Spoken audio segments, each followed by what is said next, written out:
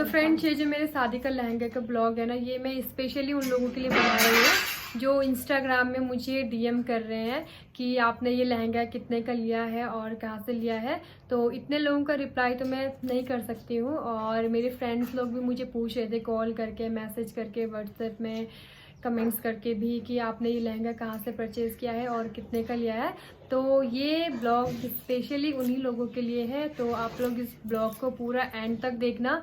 इस ब्लॉग में आप लोगों की सारी क्वेरीज जो थी होगी, आप लोगों की क्वेरीज, उसके पूरे आंसर आप लोगों को इसमें मिल जाएंगे कि ये लहंगा मैंने कहाँ से लिया है और कितने का लिया है। तो फिर बने रहे मेरे साथ इस ब्लॉग के पूरे एंड तक, और इस ब्लॉग को शेयर करना, लाइक करना, सब्सक्राइब करना। तो चलो अपना ब्लॉग स्टार्ट करते हैं।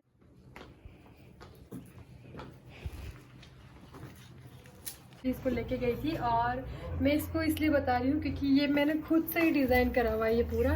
ये जो मेरी जो ब्यूटी पार्लर थी वो कौन थी, बहुत सारे लोगों ने मुझे पूछा है कि आपकी ब्यूटी पार्लर ने आपको बहुत अच्छे से सजाया है, मेहंदी के दिन भी और शादी के दिन भी। Hello friends, welcome back to my YouTube channel Preet Matoda blog में। तो कैसे हैं आप सभी लोग? आई होप कि आप सभी लोग अच्छे होंगे और मैं भी अच्छी हूँ। तो आप सभी लोग मेरे शादी का ब्लॉग का वेट कर रहे हैं, लेकिन अफसोस मैं उसको एडिट ही नहीं कर पा रही हूँ क्योंकि जो लैपटॉप में जो भी क्लिप है ना हमारी शादी की, वो मेरे फ़ोन में आ ही नहीं रही है। पता नहीं क्यों, कुछ टेक्निकल इशू हो रहा है। तो जैसे ही मेरे फ़ोन में सारी वीडियोस फ़ोटोज़ पड़ जाएगी तो मैं आप सभी लोगों को उसको जल्दी से दिखा दूँगी। बट उससे पहले मैं आज आप लोगों के लिए लेके आई हूँ अपने शादी के लहंगे का ब्लॉग, कि मैंने अपने शादी का लहंगा कहाँ से लिया है, कितने का लिया है और कौन सी सिटी से लिया है। जैसे कि मैंने आपको अपने पिछले ब्लॉग में बता रखा था ना कि मैं आप लोगों को अपना शादी वो लहंगे का ब्लॉग दिखाऊंगी। तो लहंगे के बारे में बताऊंगी, तो उसके बारे में अपना ब्लॉग बनाऊंगी मैं। तो अभी जाती हूँ मैं नीचे, अभी मैं थोड़ा सा धूप सेकने आई थी छत पे। और ये देखिए कुणाल, ये मेरे फुटबॉल का स्टूडेंट, बट अभी मैंने स्टेडियम छोड़ रखा है। तो इसके अंदर है मेरे लहंगा, इसका जो कवर था बाहर का वो हमने कहीं खो दिया है, और इसके अंदर अभी पहन के भी दिखाऊंगी मैं आप लोगों को। आप लोगों को मेरे दोनों लहंगे में से कौन सा लहंगा पसंद आएगा वो भी मुझे आप लोग कमेंट्स में बताना। और लहंगा ये देखिए, ये मेरा लहंगा। तो अभी मैं आपको पहले इसको पहन के बताती हूँ कि कैसा लग रहा है ये मेरे पे। तो इसकी स्टोरी मैं आप लोगों को भी बताऊंगी कि ये वाला और वो वाला लहंगा, मैंने दो लहंगे क्यों खरीदे हैं, उसके पीछे एक लंबी स्टोरी है। तो चल बंद कर देते हैं। तो अभी मैंने लहंगा पहन लिया है, और इस लहंगे में जो मुझे सबसे अच्छा लगा वो ये लगा कि इस पे छोटे छोटे स्टोन थे, और इसकी जो चुन्नी है वो मुझे बहुत ज़्यादा पसंद आई। और मेरे नाइट का फंक्शन था, मेरी 2 डे की शादी थी, तो मेरा मतलब दोनों ही दिन नाइट का ही फंक्शन था। तो इसने नाइट को बहुत अच्छे से चमक मारना था। और अभी मैंने हेयर बिग लगा रखा है, तो मैंने इसको परचेज़ करा हुआ था बिग को, तो फिर मैंने सोचा आज इसको यूज़ कर लेती हूँ। तो आप अगर मैं गंदी लग रही हूँ तो आप लोग थोड़ा सा कॉम्प्रोमाइज़ कर लेना, क्योंकि मैंने सोचा इसको यूज़ कर लेती हूँ आज। तो अभी आप लोगों ने मेरा लहंगा देख लिया है कैसा है, और मुझे कमेंट्स करके ज़रूर बताना कि आपको ना मेरे इन दोनों लहंगे में से कौन सा लहंगा पसंद आया है। तो अभी मैं आप लोगों को अपनी स्टोरी बताती हूँ कि मुझे ना कैसे कैसे मैंने अपने लिए अपना ब्राइडल लहंगा सेलेक्ट किया था। तो सबसे पहले तो मैं यही सोच रही थी कि मैं अपने लिए लहंगा रेंट पे लूँ, क्योंकि होता है ना कि यार बस 4-5 घंटे पहनना होता है लहंगा, और उसके लिए हम इतना ज़्यादा अमाउंट दे, तो ये फिर मेरे को अच्छा नहीं लग रहा था। मैं सोच रही थी कि रेंट में ही लूँगी लहंगा, क्यों इतने फालतू रुपए करने खर्च, क्योंकि शादी में तो वैसे ही इतने सारे रुपए खर्च होते हैं। तो मैं नहीं चाह रही थी कि मेरी वजह से कुछ और रुपए ऐसे ही खर्च हो जाए। बट फिर मैंने अपने उत्तरकाशी में सारी जगह लहंगा देखा, तो मुझे लहंगा कहीं भी नहीं मिला, और ऑन रेंट पे भी मुझे बहुत ज़्यादा मतलब कुछ पसंद ही नहीं आ रहा था बिल्कुल भी। मतलब ऐसे लहंगे थे कि कुछ पसंद ही नहीं आ रहे थे, बिल्कुल अच्छे नहीं लग रहे थे मुझे वो लहंगे। और रेंट में भी पता कितने में थे वो, कम से कम 8-9-10 हज़ार तक वो रेंट में थे। और ये मिली है ओमी से, ओमी की स्कूल की छुट्टी हो गई अब, और कुछ दिनों में इसकी विंटर वेकेशन होने वाला है ना, फिर ये गांव चले जाएगा। तब मेरी छुट्टी पड़ेगी, तब 2 दिन की पहले से पहले। हाँ, तो फिर मैंने फिर मूड बना दिया कि चलो यार कोई बात नहीं, मैं खुद के लिए ही लहंगा लेती हूँ। फिर मैं यहाँ से गई देहरादून, और पहले तो हम सोचे थे कि दिल्ली जाएंगे, दिल्ली से अपने लिए लहंगा लेके आएंगे, बट दिल्ली जाने का फिर मूड बना नहीं हमारा। फिर हमें ऐसे ही लगा कि क्या जाना दिल्ली में, जितना हम लोग वहाँ जाएंगे, रहेंगे, खाएंगे, पिएंगे, जो भी करेंगे उतने में तो हमारा और भी सामान अच्छे से आ जाएगा। तो जब हम लोग देहरादून में गए ना, तो हम लोगों ने सारी शॉप छान मारी, उधर छोटी बड़ी जितनी भी दुकानें थी सारी दुकानें में गए हम लोग, लेकिन मुझे ना लहंगा पसंद ही नहीं आ रहा था। और जो लहंगा मुझे पसंद आ रहा था ना, उनका जो प्राइस था वो बहुत ही ज़्यादा एक्सपेंसिव था।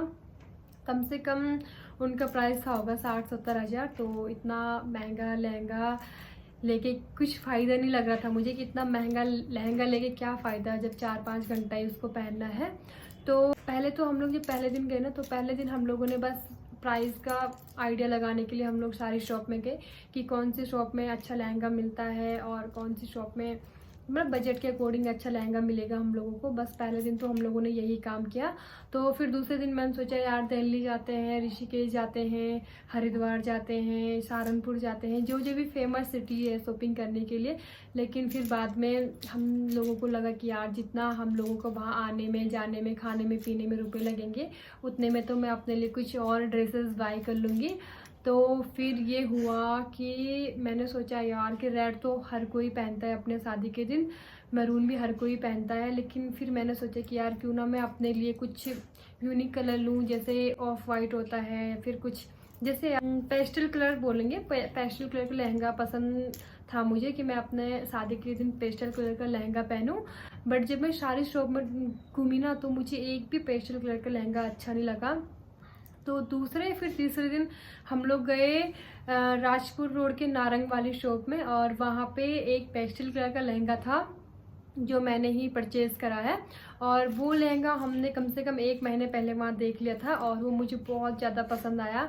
जब मैं उसको पहन के आई ना, तो सब लोगों ने तारीफ़ की कि हाँ ये बहुत ब्यूटीफुल लग रहा है, बहुत ज़्यादा ब्यूटीफुल लग रहा है। हम लोग घर गए तो सब लोगों ने कहा कि नहीं नहीं रेड अच्छा लगेगा, रेड अच्छा लगेगा, तुम रेड ही बाय कर लो।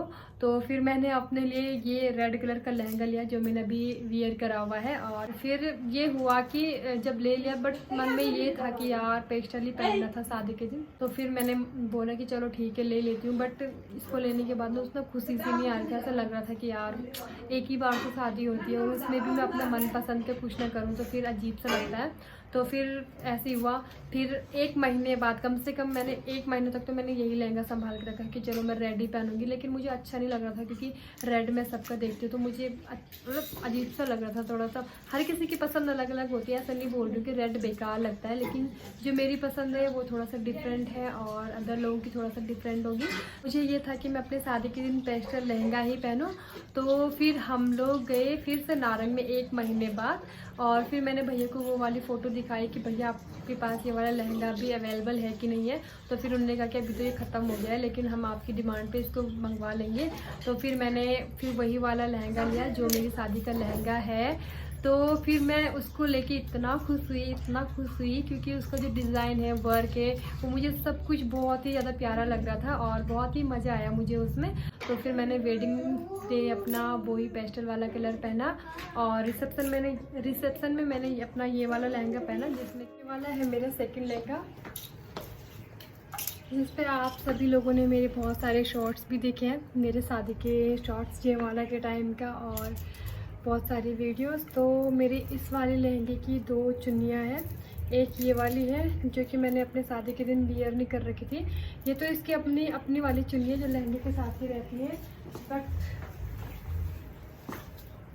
ये वाली जो चुन्नी है जो मैंने अपने वेडिंग डे पे वियर करी हुई थी, तो ये वाली चुन्नी मैंने बनवाई है देहरादून में ही मैंने ये वाला बनवाया है, और इसी कलर में। इस पर थोड़ा मैंने मोटे गोटे का थोड़ा सा वर्क लगा रखा है आगे से, ताकि ये सिर के ऊपर रखने में थोड़ा सा इसको अच्छा लगे, भारी भारी सा और थोड़ा सा भरा भरा सा लगे सर के ऊपर रखने में। इसकी जो चुन्नी थी वो थोड़ा सा हल्की थी, तो मैंने सोचा था इसको ऐसे में वियर करूँगी मैं। बट फिर मुझे लगा इससे मेरे ब्लाउज़ का लुक जो है वो ढक जाएगा, तो फिर मैंने एक ही चुन्नी अपना यूज़ करा है। और एक चुन्नी में मुझे लगता है कि थोड़ा सा पूरा लुक दिख जाता है लहंगे का भी, ब्लाउज़ का भी, और आपका भी लुक दिख जाता है। इसका ब्लाउज़ का लुक मुझे थोड़ा सा अच्छा लगा, तो इसलिए मैंने एक ही चुन्नी वियर करी है।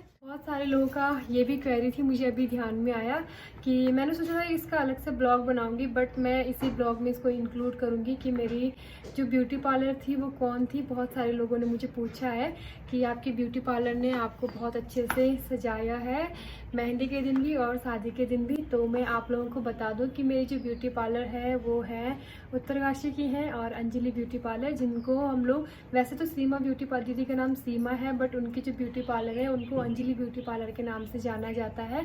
यहीं पे माल रोड के जस्ट 50 मीटर आगे पे उनकी शॉप है। तो अगर आप लोगों को भी अपना ब्राइडल डे पे बहुत अच्छा दिखना है, सजना है, तो यस, मैं पूरा सपोर्ट करूंगी और पूरा आप लोगों को सजेस्ट करूंगी, रिकमेंड करूंगी कि आप लोग अंजलि ब्यूटी पार्लर से सज सकते हो। जैसे आप लोग जो लुक उनको बताएंगे वो उसी लुक में आप लोगों को सजाएंगे।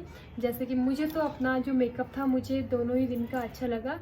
और अभी मैं आप लोगों को कुछ और बताने जा रही हूँ। इसको बोलते हैं वेल, जिसको ना दुल्हन ऐसे सही, इसको वैसे ऐसे वियर करते हैं, लोगों को दिख रहा होगा, शिवम की दुल्हन करके। तो ये जो है यस, ये जो है इसको ऐसे ही लेके जाना पड़ता है स्टेज तक, और मैं भी इसको लेके गई थी। और मैं इसको इसलिए बता रही हूँ क्योंकि ये मैंने खुद से ही डिज़ाइन करा हुआ है। ये पूरा ये जो कपड़ा है, ये जो फैब्रिक है इसका, नेट फैब्रिक रेड में, ये मैंने ऑनलाइन मंगवाया है। और ये वाली जो इस पर लेस लगी हुई है ये भी मैंने ऑनलाइन ही मंगवा रखा है। और इसकी जो भी सिलाई कटाई जो भी है ये हम लोगों ने, मेरी सारी बहनों ने और हम सब लोगों ने इसको मिलकर तैयार करा हुआ है। और ये वाली जो लेस है इसकी, ये मैंने इधर ही से शॉप से ख़रीदा हुआ है। और तो सब कुछ इजीली बन जाता है, लेकिन जो इसका ये वाला पार्ट रहता है, आगे का जो पार्ट रहता है इसका, कि इसको कैसे लिखें, तो इसमें बहुत ज़्यादा कन्फ्यूजन हो रहा था कि इसको कैसे लिखें। तो पता क्या हुआ, तो हम लोगों ने पता क्या किया, आप लोग इसको गौर से देख सकते हैं, आप लोगों को क्या लग रहा है ये क्या है। तो कुछ लोगों ने सही गेस किया होगा। तो जो चमकीले पेपर होते हैं ना, उनकी हम लोगों ने अच्छी सी कटिंग करी, तो बहुत टाइम लग गया था हमें। और ये हमने शादी के मतलब मेहंदी के पहले दिन हम लोगों ने इसको तैयार करा है।